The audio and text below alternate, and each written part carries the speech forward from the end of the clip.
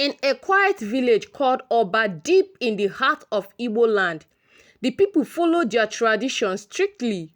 One of the most feared rules was that the twins were considered a curse. If a woman gave birth to twins, it was believed that the gods would be angry and the woman would die immediately. The twins would be taken to the evil forest, a dark and a dangerous place where no one dared to go, and they would be left there to perish. There was a couple in Oba named Chima and Adanna. They had been married for many years but had no children. This made them very sad and they spent their days praying and pleading with the gods of their land. Every day, Adanna would sit by the village shrine, offering kola nuts and pouring libations, asking, "O God of our land, please bless my womb with a child. Let me hold a baby in my arms." Chima also prayed, "Please, if you can hear us, let us even have just one child."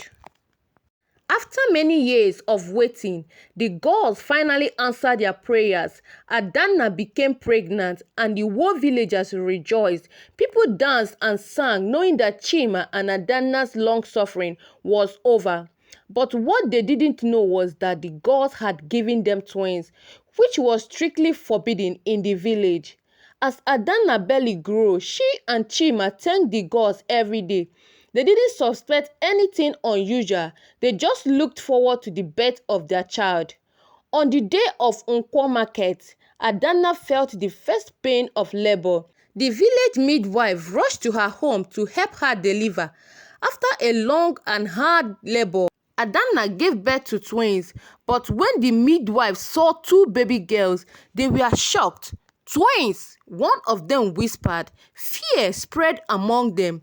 They knew what the law was in Oba, and they immediately ran to inform the elders. "This is bad," one of the elders said. "We must tell the king." Soon the news reached Igwe Okeke, the king of Oba. He frowned deeply. "You all know the law," he said. "Twins are a curse in this land.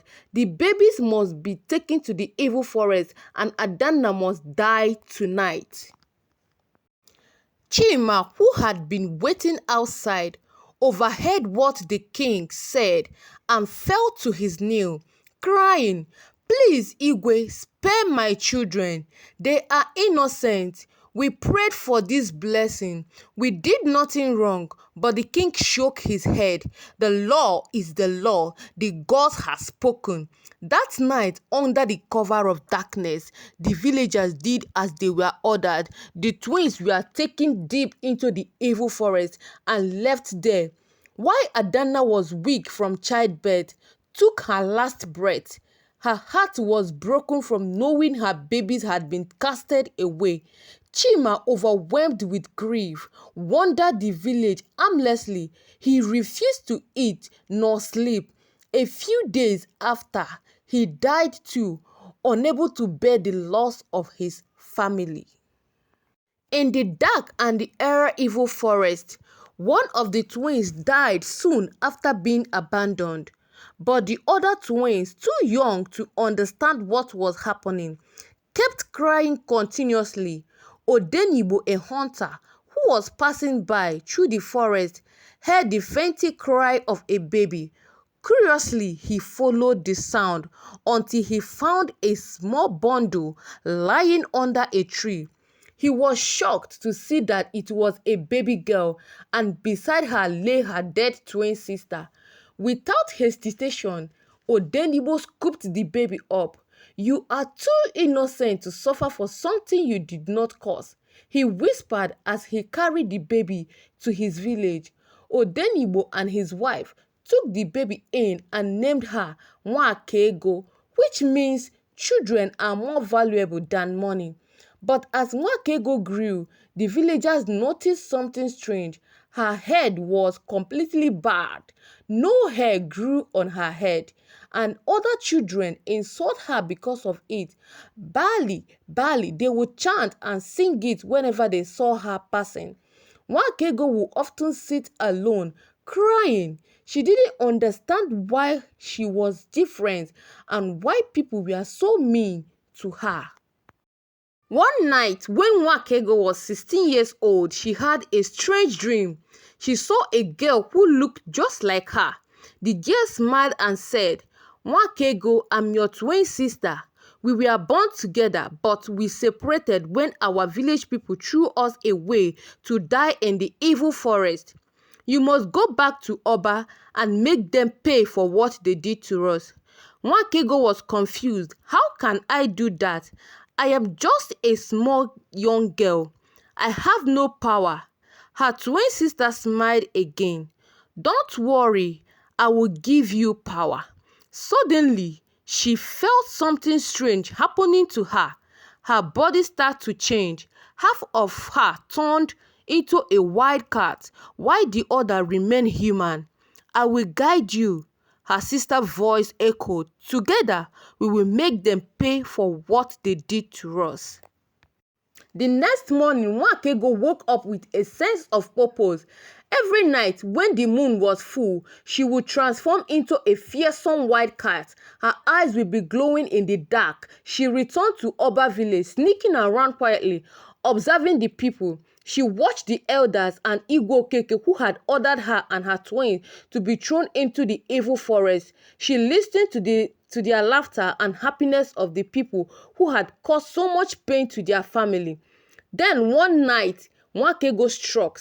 In her white cat form, she paroled the village, terrifying the people. She began to attack those who had played a part in her family's death. One by one, the villagers were confused, terrified. They had never seen a such creature before. They didn't know where it had come. Night after night, Nwakego the white cat returned. The people lived in fear in their own village, knowing that something or someone is haunting them.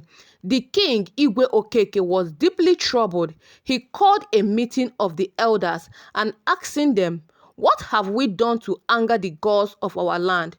Why are we being tormented by an unknown creature?" The elders had no answer. In their desperation, they decided to consult Ezedibia, a powerful medicine man from a neighboring kingdom. Ezedibia came to Oba and performed a sacred ritual. After consulting the oracle, he revealed the truth. The creature that torments you people is not just an ordinary animal. It is a spirit of the twins who were thrown into the evil forest. They have come to avenge the death of their parents and their own abandonment. The king was shocked. "What can we do to stop this?" he asked. Ezedibia shook his head. "There is only one way out. You must offer a great sacrifice to appease the spirits of the twins. You must also change the law that forbids twins, or this curse will continue." The villagers, filled with fears, gathered their finest animals, yams and kola nuts, for the sacrifice. They performed a grand ritual at the edge of the evil forest, begging for the forgiveness. That night, Nwakego appeared again, half cat, half human, and the villagers trembled in fear. "You have wronged us," Nwakego said in a deep, glowing voice.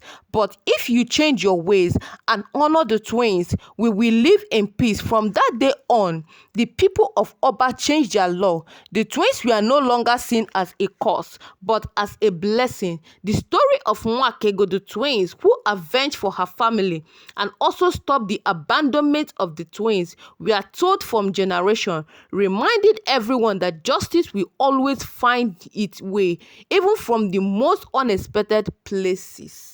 Thank you for watching this video to the end.